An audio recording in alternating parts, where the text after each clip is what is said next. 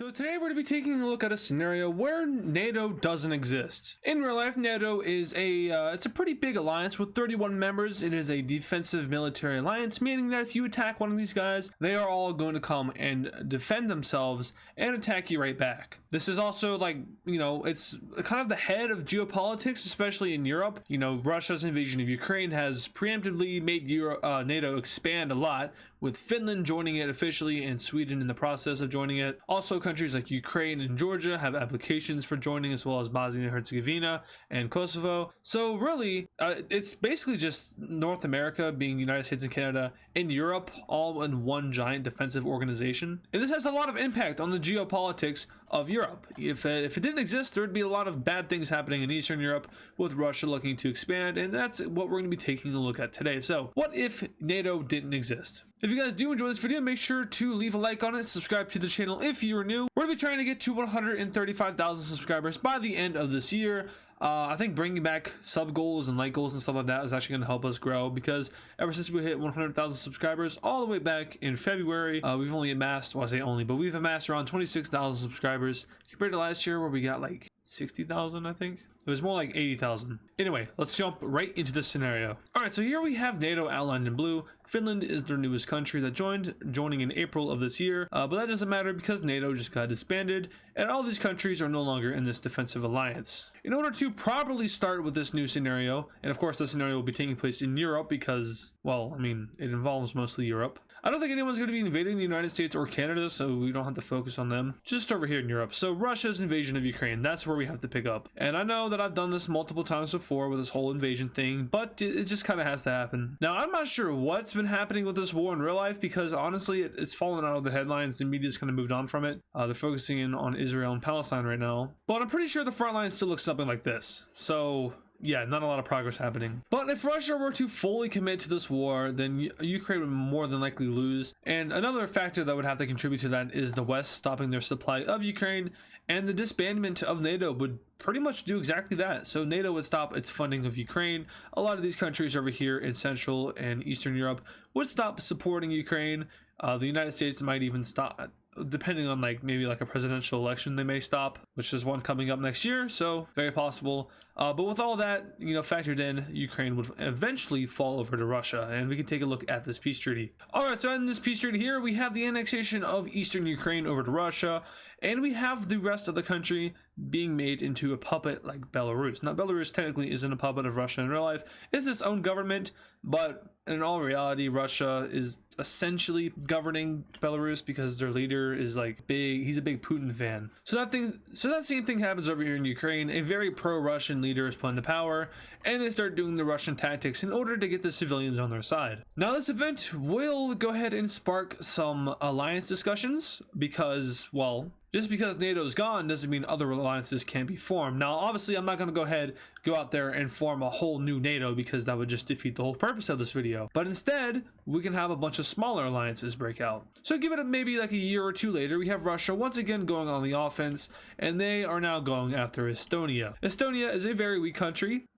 Yeah, they have no chance of winning. So Russia bulldozes right through Estonia, taking them in within a couple of months, probably weeks. And in this peace treaty here with Estonia, we have full annexation by the Russians, so we can go ahead and get rid of that border. And this will officially do it for Europe, as multiple alliance organizations are going to break out. Most notably, we have one up here in the Nordic area between Norway, Sweden, Finland, and Denmark. And their main goal is to simply just look out for each other. Now, Latvia does apply to join, however, they're denied because the Russians have plans to invade Latvia. And if they do that while they're joining the alliance, it's going to force them into a war they don't want to be in. So Latvia is denied. However, Lithuania is not denied, and they join in on this Baltic Sea, I guess, coalition. Well, it's not a coalition, but it's there. It's something. I don't know. So as we can see, the disappearance of NATO is definitely affecting Eastern Europe.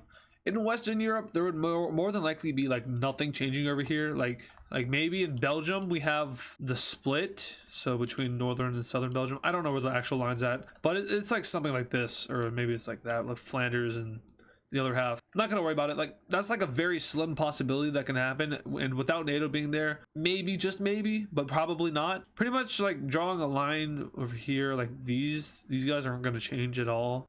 Everyone else, they definitely can though. Like over here in Western Europe, you're good.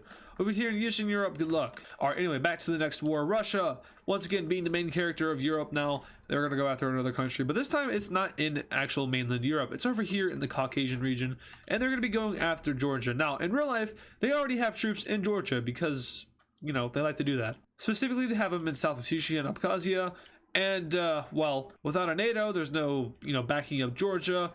And well, they can kind of just do whatever they want in this region, and they take all of Georgia. You guessed it, they fully annex Georgia. Back over in Europe now, we have the Serbian annexation of Kosovo. Now, whether you recognize it or not, we all know that Kosovo technically governs itself. The Serbians don't necessarily have control over Kosovo at all, so they retake that control and now have full control over Kosovo, which kind of pisses off Albania, just a little bit.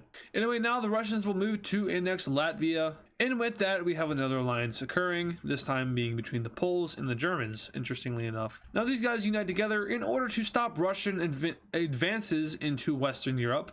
We also have the Czechs joining this alliance, and the Croats. The Balkans, for the most part, are taking a neutrality approach to Russian expansion, saying, hey, we want to have friendly relations with you, and in turn with those friendly relations and maybe, you know, trade deals, you won't kill us. Sound good? And Russia's like, we'll see, maybe. One of Romania's demands is to leave it alone, but also to leave Moldova alone.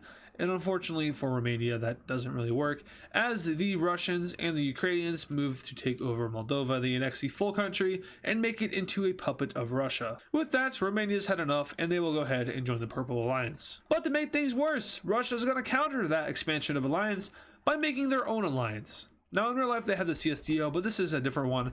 This is like basically the modern day Comintern, you know, but like without the communism and stuff.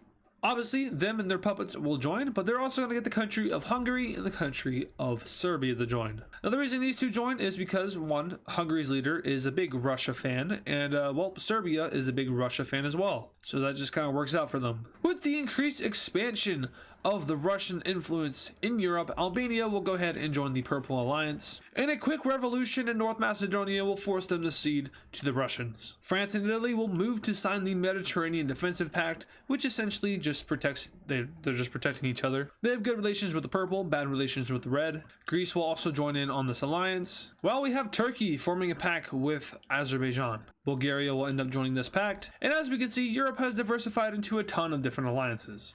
Now, most of these guys are serving their own self-interest, but some have gone ahead and made themselves neutral, like Slovakia, who says that we don't want to be involved with this stuff, and we have no fear of being attacked from the outside. And, you know, Montenegro also has this mindset saying, hey, we used to be a part of NATO, so, you know, we have relations with Albania, they're pretty good. And we used to be a part of Serbia, so we also have good relations with them, so there's no reason for them to invade us. Anyway, now on to our next event. We have an event occurring in Bosnia and Herzegovina, and no, it's not them sinking into the ocean. A civil war breaks out between the, well, all the different ethnicities here, and it's not a pretty civil war at all. Whoa. It's not a pretty civil war at all. There's a lot of, like, hate. It's just not good. So with that civil war breaking out, well, outside interference is only likely as the Serbs push in and meet up with the rebellious groups. However, the Purple team moves in on its own in order to take control of this situation and to aid out the Bosnian and Herzegovinians as much as possible. Eventually, this kind of turns into a Cold War thing, and we have Purple troops and Red troops fighting each other. However, a large-scale war does not break out. Luckily enough, for now. The Purple team makes a pretty good offensive to get down towards Montenegro, while the Red team's offensive goes equally as well as they get up towards the border of Croatia. At this point, though, something pretty shocking happens as Serbian troops enter into Montenegro in order to flank out the Croatians. This obviously is a violation of Montenegro's freedom, and the UN is not too happy about this. But the UN never does anything, so who cares? So now the Red team is having a pretty good counteroffensive in the south, and now, here comes the fun part. They enter into Croatian territory, and, well, that's going to go ahead and trigger the alliance known as the, well, the Purple Alliance. So now it is red versus blue, and, well, don't be distracted by all these other alliance colors. I probably should have put them on a different slide, but it is what it is. But now we have a full-on war between the red and blue team, and it's not looking good for the blue team at all. Waves upon waves of Russian troops now flood into Poland as they work to defend themselves. We also have to talk about Albania, who gets slaughtered by Serbia. No, I'm just kidding, they're fine. Romania, they get some troops pushing into them, and Croatia is pushed back by Hungary. Slovakia makes an agreement with the blue team to allow troops to move through their borders, and hence an invasion starts from the north of Hungary. Now this is kind of interesting because it doesn't really look like they're being invaded by anybody, but technically there's a flow of troops heading straight through there, and while the red team, they're not going to mess around. They're going to declare war on Slovakia, hence pushing them to the side of the purple team. And with this, red team troops enter into Slovakia officially. However, it might be a little bit too late because Budapest is captured by the blue team, and they eventually are able to link up with the Croatian border and meet up with the Croats in order to establish one front line. That's cool and all, but Romania is, well, they're not doing too great. And Bucharest is in trouble because there's just millions and millions of Russian troops who are fighting to, I guess at this point, reestablish the Soviet Union. The Americans, well, they're crying right now, but they're also probably fighting each other. So there's probably like a civil war or something happening. I don't know. America's an interesting place. Okay, back to this. Red team victory. Croatia is sort of able to hold its own in the Balkans, taking back their own lands aside from this area over here, but they aren't able to push into Bosnia and Herzegovina, hence making them surrender over to the red team, and now it's just a matter of Croatia holding out on its own. It is important to note that the orange and green teams are supplying the blue team as best as they can. The Russians aren't too happy about this, but what can they really do? We also have the Romanians making a push into Hungary, and they meet up with their blue team friends in order to establish some supply routes. And this kind of makes Hungary capitulate a little bit. And with this cut off between the Russians and the Serbians, it is easier for the blue team to push into Serbia, and it's really easy for Croatia to even push back because now they're mostly just dealing with Serbian troops as opposed to Serbian troops plus Russian equipment. Not saying that Russian equipment is any good though. So now Russia's had enough. They're going to go ahead and mainly focus in on Romania as opposed to focusing in on Poland. And they start sweeping through the country of Romania until eventually they get Bucharest and hence make Romania surrender. Once that's all through with, they manage to take out all the remaining Romanian troops inside of Serbia. They retake parts of Hungary and go back over and start to fortify their front line with Croatia and Bosnia. Up north, the Poles are able to make gains against the Russians, almost completely pushing them out of their country. They also help out Slovakia a little bit. In Hungary, we have the Russians helping out as they push back the Allies slightly. And down in Albania, we finally see Russian troops enter into the country. With Bosnia and Herzegovina, they are once again swept through, and this place is probably just flat now with all the explosions happening. Very likely to happen when you have thousands upon thousands of landmines. Back down in Albania, we have them finally capitulating. And in Hungary, combined efforts between the Russians and their allies makes it possible for them to recapture Budapest and hence take back all of Hungary. And now for Croatia, they start losing a lot of land and eventually surrender. So it all kind of happened very quickly for the blue team, but they managed to lose all of their Balkan allies, which means that Russia is now solely focusing in on the borders of Poland and Slovakia. I don't know about you, but Slovakia probably wouldn't last against Hungary alone, but you know, Hungary plus Serbia plus Ukraine and Belarus and Russia. So yeah, Slovakia gets beat. And from here, we have the invasion of Poland. Now, this doesn't really go as expected because the Germans and the Poles are able to fortify their border. Now, they even are able to push back the Russians in some areas, kind of protecting the Warsaw area, which is like right there or something. And eventually we have a stalemate breaking out. Now Slovakia doesn't surrender, and there's a little bit of a push that goes into Czechia, which gradually gets better and better. But this is over months upon months, and it doesn't really get too far. So at the end of this, we do have a peace treaty being made between the blue team and the red team. So let's go ahead and take a look at that. All right, so taking a look at this peace treaty here, we have, well, pretty much what you would expect to happening. So Serbia gets very big. It takes over parts of Bosnia and Herzegovina and all of Montenegro. Albania is made into a puppet state of Russia, and you know, they're forced to join the alliance. Romania loses Transylvania over to Hungary, and they are forced into the alliance. Slovakia, same thing, forced into the alliance. Croatia actually gets out of this without losing anything, so lucky for them. And then as for the purple team, Poland lost a little tiny bit of land, and that's only for Kaliningrad, so Russia can actually get up in there. And at this point, well, Croatia rejoins the purple team. And at this point, well, we actually have Croatia joining a team, this time being the green team. Probably the smart option there, honestly. We see Slovenia join that, as well as Austria. And it's very clear that the purple team is no longer trusted by Europe. So yeah, they're just going to kind of chill with each other. In the coming years of the scenario, we would most likely see that the orange team would get invaded by Russia, specifically for Latvia, because they're kind of in the way of Russia. And honestly, from there, we might see Russia start to unite with other countries, like, for example, Belarus and Ukraine. And then at that point, we'd basically have the Soviet Union coming back, so that's fun. But ultimately, if this did happen in real life and NATO got disbanded, these little tiny alliances would probably more than likely break out. But with that being said, they would all also likely unite into one alliance, and this would be basically NATO 2.0, except, you know, without some of the Western powers like the UK or Spain, Portugal, US, or Canada. They would probably stay out of it because, you know, it doesn't concern them. I mean, it concerns the US because, you know, trade partners and allies, but in this universe, it doesn't concern them. So in this war, if it were to break out, it would probably be, honestly, it'd probably be a stalemate with France being involved. That's a big plus for the blue team. With Turkey being involved and Greece being involved, that's a big plus. Italy, big contributor. Finland, big contributor. Germany. So really, it's just a matter of, can Russia really invade these guys? Because obviously the blue team wouldn't be going on offense here. They would most likely just be going on defense until maybe another country joins, like the US or the UK, Spain.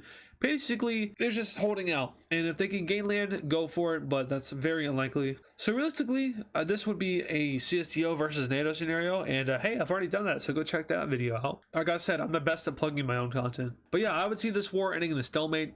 Maybe Poland gets their land back in exchange for Latvia not existing. Maybe that part of Bosnia gets annexed by Croatia. But yeah, that is going to do it for this scenario. So now, also listen real quick. I have a second YouTube channel. I've been trying to remember to shout it out at the beginning of my videos so people actually go to that channel. But I do have a second channel called AdizzPro. There's a link to it in the description. Go check it out. I do weekly streams over there. So, you know, I've actually done 2 streams this week already, so that's cool. But yeah, I do streams over there. Come stop by. Come hang out. It's fun. It's really fun. I like to play games. Been playing a lot of Fortnite. Played some of the Forest.